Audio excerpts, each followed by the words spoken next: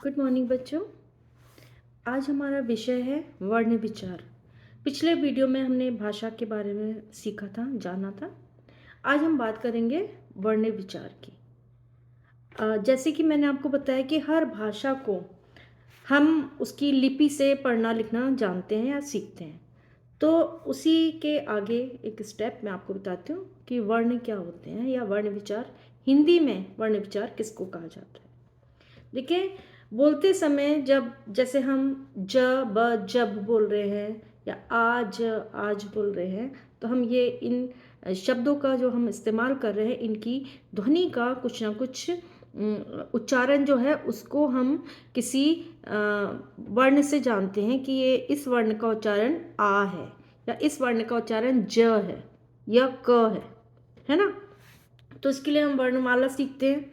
तो बोलते समय हम जिन वर्णों का, जिन ध्वनियों का हम प्रयोग करते हैं या हम इस्तेमाल करते हैं भाषा में, उन्हीं को लिखना वर्ण या अक्षर कहलाता है। ठीक है, उन्हीं ध्वनि को लिखने का जो रूप है वो ही वर्ण है।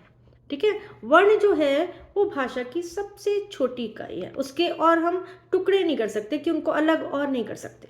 वर्ण अपने आप में बहुत छोटा होता है, जैसे क, ख, ग या आ, स्वर और व्यंजन। अभी हम आप देखेंगे। तो वर्ण विचार, हिंदी में जो वर्ण विचार है, जो हमारी वर्णमाला है जो हम सीखते हैं, उसमें हम भाषा को हम भाषा में जो वर्णमाला है उसमें हम देखते हैं कि उसमें 44 यानी कि 44 वर्ण है। पूरे हिंदी में वर्णमाला के जो वर्णों की संख्या, जो अक्षर हैं छोटे छोटे क ख ग आ ई, इनकी जो संख्या है वो 44 या 44 है। अब वो उसमें स्वर कितने हैं? उसमें 11 स्वर है, 11।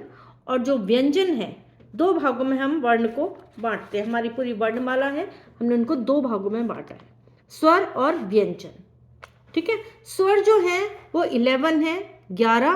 अ, आ, ई, उ, ए, उ के बाद री भी है। री भी वर्ण है, उसको नहीं भूलना है हमने। री, फिर ए, ओ। ठीक है, ओ और ओ, ये ध्वनि होती है इसकी। ये स्वर है हमारे 11। ठीक है, और 33 यानी कि 33 जो है वो हमारे व्यंजन है। ठीक है, तो हमारे जो स्वर है, इनको बोलने के लिए हमें सिर्फ बोलना है, किसी की मदद नहीं लेनी है। इनको बोलते समय हमारे मुंह से जो ध्वनि निकलती है, अ, आ, ई, तो इसमें किसी की हम मदद से नहीं बोल रहे हैं, हमारे मुंह से इनकी आवाज निकल रही है अपने आप, स्वतंत्र रूप से हम कह सकते हैं। लेकिन जब हम व्यंजन को उच्चारण करते हैं, तो स्वर के बिना हम उनको उच्चारण कर ही नहीं सकते। स्वरों की ही मात्राएं होती हैं, आपने पढ़ी होंगी ना छोटे में। अभी मैं आगे बताती हूँ आपको। इन स्वरों की मात्राएं होती हैं, और जिन आप देखते हैं जब हम व्यंजन लिखते हैं तो उनमें कुछ ना कुछ मात्राओं की हम का प्रयोग करते हैं। लेकिन जब आप देखते हैं कि जग जग, इसमें तो कोई मात्रा नहीं है, तो इसमें स्वर की सहायता हमने कहाँ से ली? इसमें तो कोई स्वर आपको नहीं दिखेगा। लेकिन ये गलत है। जितने भी हमारे वर्णमाला हैं, जितने भी हमारे व्यंजन हैं वर्णमाला के, उन सब में अगर कोई मात्रा नहीं है तो उसमें अ तो अपने आप है, उसके अंदर ही अ है। यानी कि स्वर के बिना हम व्यंजन को नहीं बोल सकते। आप देखें बोल के, ज के साथ में लंबा करके बोलेंगे तो अब अ की ध्वनि आएगी। ज, ग, आया ना, सुनाई दिया ना आपको। तो जग जग आप कह रहे हैं कि कोई मात्रा नहीं है, लेकिन उसमें अ है। जब हम जग को अगर हम अलग करेंगे तो ज के नीचे हलंत लगाएंगे प्लस अ करेंगे और उससे पूरा एक साथ लिखेंगे तो वो ज बनेगा। यानी कि अगर हम आधा ज लिखते हैं तो वो अ के रहित है या अ के बिना है। पूरा ज है तो सोचिए कि वो अ के साथ है। उस ज को अगर अलग करना हो तो हम ज आधा ज कर देंगे प्लस अ करेंगे। ठीक है, तो हर एक में अ की ध्वनि तो है ही, अगर उसमें कोई मात्रा नहीं है स्वर की तो।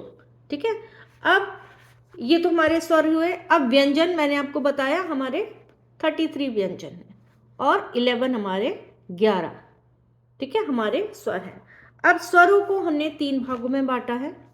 पहला है ह्रस्व स्वर, ठीक है, आप देख रहे हैं ह्रस्व। ह्रस्व स्वर को बोलने के लिए हमें सबसे कम उच्चारण, जब हम इनको उच्चारण करते हैं, बोलते हैं, तो सबसे कम समय लगता है। और हिंदी में सिर्फ 4 जो है वर्णमाला में 4 जो हमारे वर्ण हैं वो ही ह्रस्व हैं, जैसे अ, इ, उ और रि।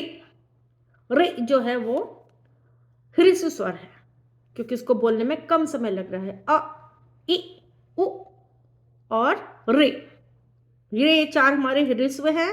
दीर्घ स्वर हैं बाकी। कौन कौन से दीर्घ स्वर हैं? इनको बोलने में ह्रस्व से दुगना समय लगता है, थोड़ी देर। दीर्घ मतलब बड़ा, है ना। तो ह्रस्व यानी कि कम समय लगता है, दीर्घ यानी कि थोड़ा सा ज्यादा लगता है, दुगना लगता है ह्रस्व से। जैसे अ बोलते हैं हमने, अ, आ, ई यानी कि आ, ई, ऊ, ए, ओ और ओ जो है वो हमारे दीर्घ स्वर है, ठीक है। ऐसे हमारे जो ह्रस्व स्वर हैं जो छोटे वाले हैं हमारे, जैसे अ, ए, उ, अ, ए, उ और री, ठीक है। तो ये हमारे ह्रस्व हैं। और जो हमारे दीर्घ स्वर हैं वो 7 है। आ, ई, ऊ, ए, ओ, हो गए 7, ठीक है। अब तीसरा जो है वो प्लुत स्वर है। प्लुत का मतलब है जिसको बोलने में दीर्घ से भी ज्यादा समय लगता है, तिगुना समय।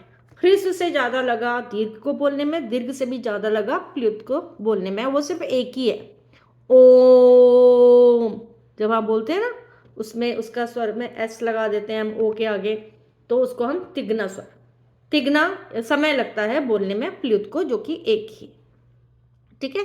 ये हो गए हमारे स्वर के पाठ, यानी कि स्वर के भेद। अब इसके अलावा हमारे हिंदी में 3 और है, जैसे अनुस्वार, ठीक है।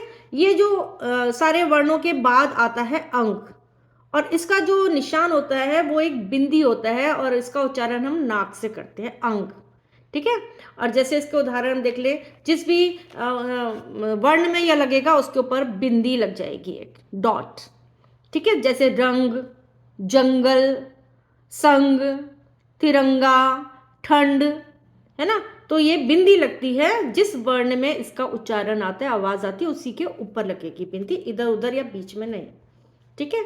तो ये अनुस्वार है। अब है अनुनासिक, आपने देखा, दूसरा मैंने लिखा अनुनासिक।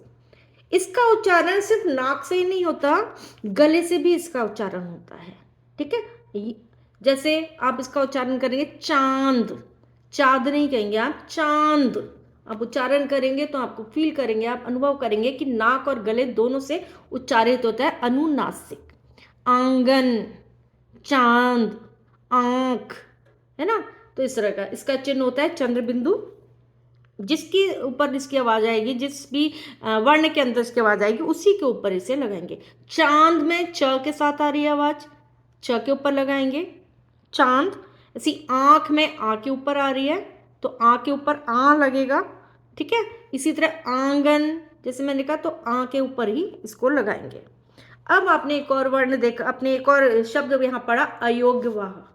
अयोग्यवाह कोई और नहीं है, हिंदी के जो अंग और अह है, विसर्ग, विसर्ग अंग और अह, है ना, अनुस्वार और ये विसर्ग जो है, इसी को अयोग्यवाह के नाम से हम जानते हैं, ठीक है। तो ये हमने आज स्वर के भेद हमने सीखे और इनका उच्चारण सीखा, इनको कैसे बोलते हैं, क्या होते हैं ये। अगले वीडियो में हम व्यंजन के भेद हम सीखेंगे।